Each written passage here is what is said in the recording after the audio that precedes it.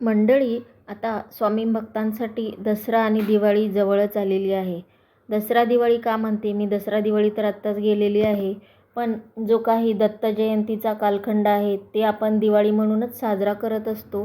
तर जवळच आत्ता दत्त जयंती आलेली आहे. जवळच म्हणजे अगदी 20 दिवसावर येऊन टेपलेली आहे. म्हणजे 26 तारखेला, डिसेंबरच्या 26 तारखेला दत्त जयंती आहे. आणि ह्या दत्त जयंतीपर्यंत आपल्याला ज्या काही सेवा आहेत त्या अगदी वर्षभर आपल्याला नाही करणं झाल्या तरी आत्तापासून जरी सुरुवात केलो तरी दत्त जयंतीपर्यंत त्या सेवा आपल्या पूर्ण होतात. जसे आपण वर्षभर एक एक रुपया जमा करून धनाची, संपत्तीची जमवाजमव करतो, अगदी सेवाही तसंच करायचं आहे.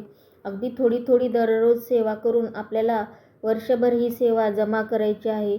आपण जी काही सेवा करत असतो ती मनातून करायची आहे. अगदी थोडीशी जरी सेवा केली तरीही चालेल, कुठेही बसून केली तरीही चालेल, फक्त मनातून सेवा करायची असते.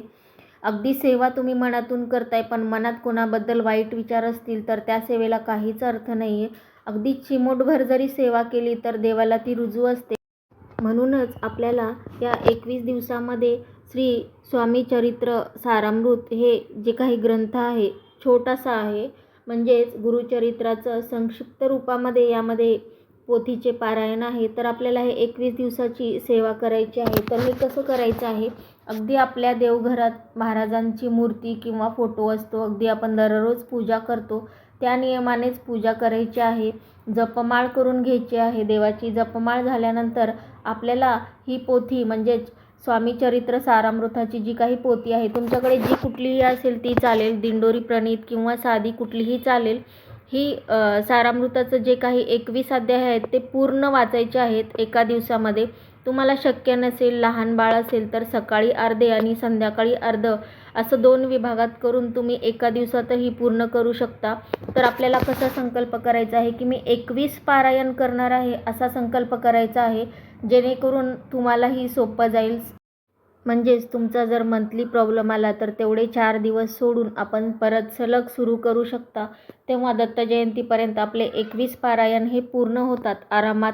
म्हणजे उद्यापासून अगदी चालू केलात तरी 21 पारायण करायचं आहे असा आपण संकल्प करायचा आहे, जेणे की आपले 21 पारायण पूर्ण होतील. 21 दिवसाचा संकल्प करायचा नाही आहे, त्याच्यामुळे मंथली प्रॉब्लेम आला तर आपल्याला मध्येच सोडावं लागतं. म्हणून 21 दिवस पारायण करणार असा संकल्प करायचा आहे. आपण धनाचा साठा करतो तो संपून जातो, पण जी काही आपण देवाची सेवा करतो, थोडीफार होईल तेवढी का होईना करतो, पण याची सेवा ही आपल्यासोबत येत असते. म्हणून थोडंसं का होईना थोडासा वेळ काढून आपल्याला ही सेवा करायची आहे. म्हणजे आपल्या पुण्यात भर मिळते. आपल्याला धनाचा साठा करून आपलं पुण्य वाढत नाही, तर आपल्याला ही सेवा करून आपल्या पुण्यात भर वाढते. तसेच आपण केलेल्या पापाची आपल्याला प्रायश्चित्त म्हणून ही सेवा करायची असते.